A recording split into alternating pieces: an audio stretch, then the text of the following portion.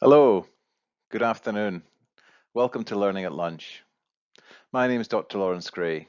I'm going to talk to you about propranolol, which is a potentially dangerous drug, which its harms may be underestimated.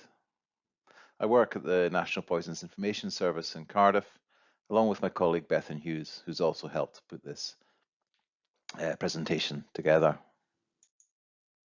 I think it's really important before we start, just to give a little bit of a warning.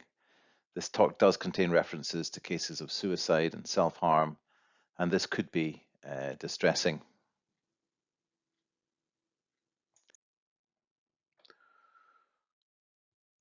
I think it's important to realize how rapidly the clinical picture can potentially change when people overdose on propranolol. In this case, Emma contacts emergency services and there is a prompt arrival within an hour at her home. However, on arrival, Emma's condition deteriorates rapidly and advanced life support measures and CPR are commenced.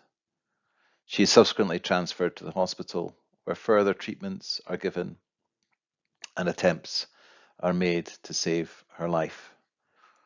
However, unfortunately, just over 2.5 hours from that initial call, Emma is pronounced dead.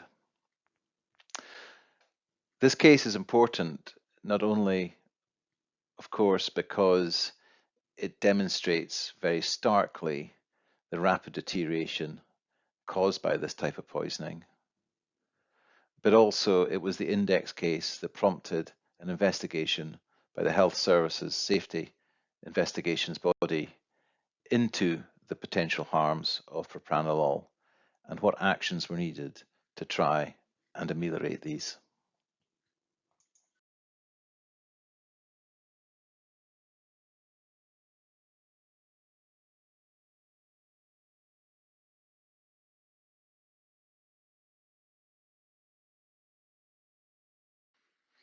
So, what is propranolol?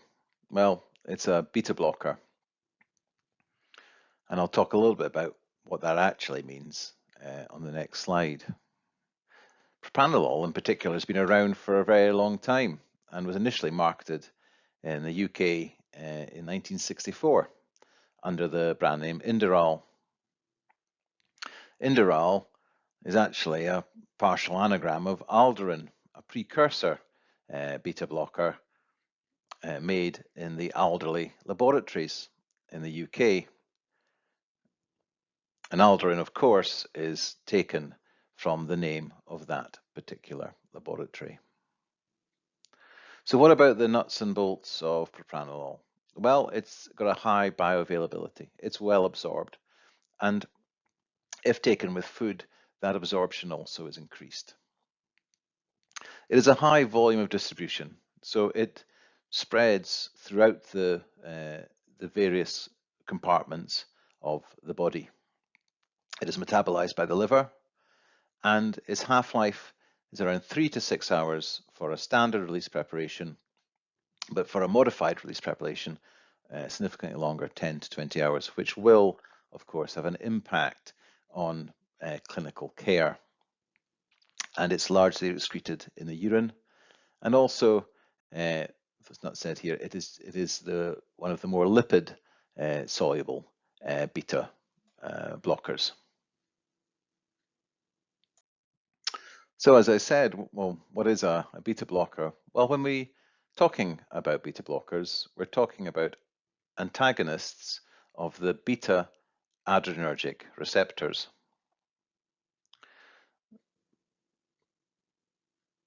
There are a few of these, but I just want to highlight the beta 1 and beta 2 receptors. The beta 1 receptors are primarily in the heart and make up 80% of the beta receptors within the heart, and they respond to adrenaline to increase the heart rate and also contraction of the heart. The beta 2 receptors, on the other hand, are present in the heart, though in a smaller proportion, but also in the blood vessels, airways, mast cells, pancreas. Now, there's quite a list next to the actions that happen when they stimulate, but I think it's important to say that their proportion increases in chronic heart failure. So it's thought they themselves may be deleterious to cardiac function, but they can also cause vasodilation in blood vessels, and they are the receptors, the medications such as salbutamol act on to produce bronchodilation. So a little bit of a physiology lesson, but just so everybody knows what exactly we're talking about. So what about propranolol? Why do we use it? Well, it's got actually a large number of indications in the BNF, and these are the licensed indications. I think of note is the ones in red: migraine prophylaxis and anxiety with symptoms such as palpitations. And these are the ones that Emma, our initial case, was taking propranolol to help with.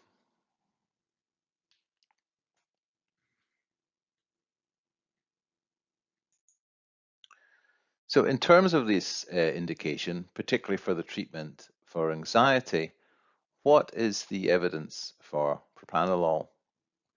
Well, as ever, we always wish to go by NICE guidance, and the generalized anxiety disorder and panic disorder in adults guidance does not even mention propranolol as a suggested management strategy.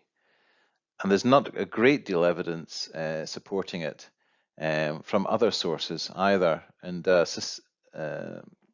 systematic review conducted in 2015 showed that there was no evidence really to support the routine use of propranolol in any of the anxiety disorders. So we can see that its place probably is somewhat limited. I think the other area where there is some evidence would, of course, be in migraine. So bearing in mind that there is not a clear indication, both in anxiety, certainly not in the treatment of depression, are we seeing propranolol being prescribed? And the answer is yes. So here in this slide, I've taken the prescribing data for England from primary care practices, and we can see that year on year, there's a significant increase in propranolol prescribing. This is items rather than prescriptions, it must be said. So we can see that there are over 5.5 million items prescribed in 2019, and by the end of March 24, this has increased by almost 2 million items. It's important to say that report into the safety of propranolol was released in February 2020. So we're obviously still not getting to grips with things. And who is being prescribed propranolol? Well, as we can see from the items prescribed, the vast majority of patients are female, over 2/3, in fact, accounting for almost 22.5 million items. But what's the harm? Well, we talked about Emma at the start, but here I've got a selection of headlines taken from the internet, just showing that the personal tragedy that this drug can produce.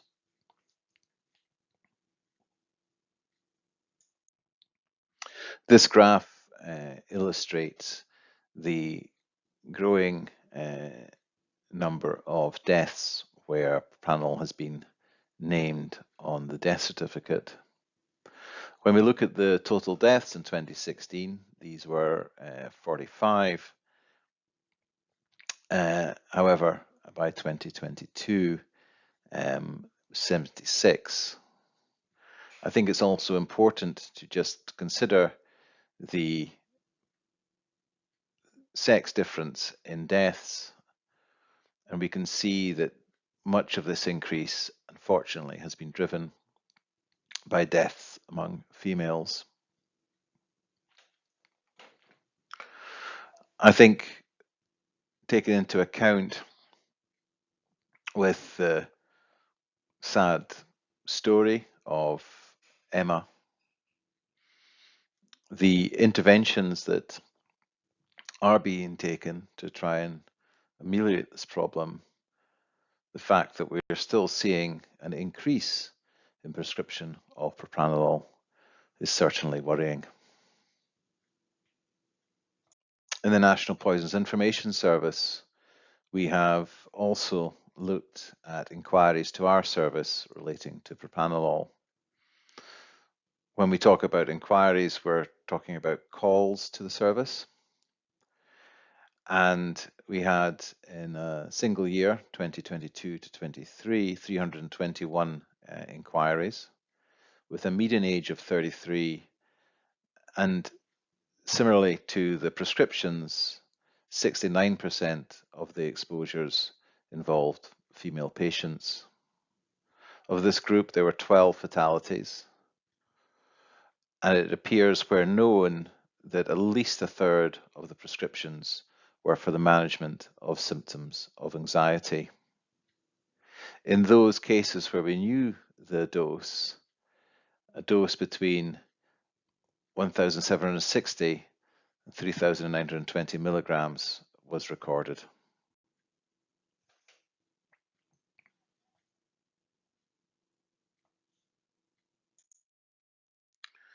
So, just going to look very briefly at propranolol toxicity and how does it exert these effects, and what are the things that we should be looking out for. I'd also just like to say and do a plug here for TalkSpace, which is a wonderful clinical resource with advice about management of the poisoned patient. And next to that is a number where, if you need to speak to somebody about a poisoning and advice regarding management, we have a 24/7 service ready to help you. But going back to propranolol toxicity, it has a slightly extended mechanism of toxicity in that not only does it produce the classic features of beta-adrenergic receptor blockade, such as bradycardia, decreased cardiac contractility, it also has a sodium channel blocking effect, which results in arrhythmias and widening of the QRS complex. This is very similar to the toxicity that you see in tricyclic antidepressants, a class of drugs well known to be dangerous in overdose. Furthermore, as I mentioned previously, propranolol is lipid soluble, so it will penetrate the central nervous system and will cause convulsions or coma. And the key things to think about or to consider propranolol would be cardiovascular collapse with bradycardia, widened QRS, decreased conscious level, and potentially seizure. I'm not going to talk too much about treatment, as it's really not the main point of the slide, but it's probably worthwhile just covering briefly things that could be considered. It's always a debate whether to put it here, but I think supportive care following ABCD is the mainstay, doing the simple things well. Sodium bicarbonate to correct acidosis, but also offers a significant sodium load to counteract sodium channel blockade. Glucagon may help improve blood pressure and cardiac contractility. High dose insulin will also potentially support the heart and improve perfusion. Lipid emulsion treatment is there if standard treatments are failing, and it's thought that this works through a lipid sink to absorb lipid-soluble drugs. However, it must be said, there's probably a whole nother talk about whether that is the true mechanism of action or not.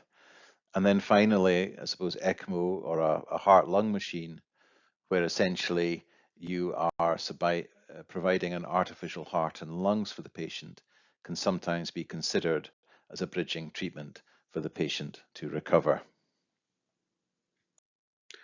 So what can we do? This is still an ongoing issue, even though there has been some high-profile cases, both in the literature and also these investigations. It looks like propranolol is continuing to be prescribed and is also continuing to unfortunately cause harm. I think one thing to consider are there alternative treatments, both pharmacological and non-pharmacological, utilizing antidepressants, which may be safer than propranolol, for example, in overdose. We need to look at patients who are on propranolol and just assess the risks and benefits of that treatment and whether the treatment is still effective. It's important those patients who are on propranolol, we do consider the potential for self-harm, and on patients who are at high risk of this, maybe we need to think about other medications that may be safer. I think it's also important to say that we can maybe put in some control strategies, such as reducing prescription course length and quantity of medications prescribed. And I think it's also important to be vigilant when prescribing this medication with other antidepressant medications, not only because that's a marker that someone's going to be high risk for self-harm, but also it may be the synergistic effect of these drugs and overdose. It may actually worsen outcomes. So in summary, propranolol is a beta blocker used in the treatment of migraine and anxiety largely in this country, though it does have other license indications. There is little evidence to support its use in anxiety. Propranolol prescriptions continue to increase, despite significant concerns that have been raised about its safety. There have been an increased number of deaths associated with propranolol in the UK, and unfortunately this has largely affected female patients.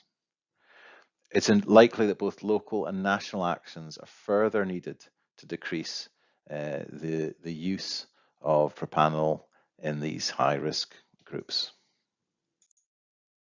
I've just here's recommended reading the HSSIB report on propranolol, and I think you'll also find on the internet some local guidance that health boards have provided around the UK, which also gives some good advice which you may wish to adapt locally. So many thanks for your time, and I hope you've found this interesting, if not somewhat worrying, and I'm happy to take any questions.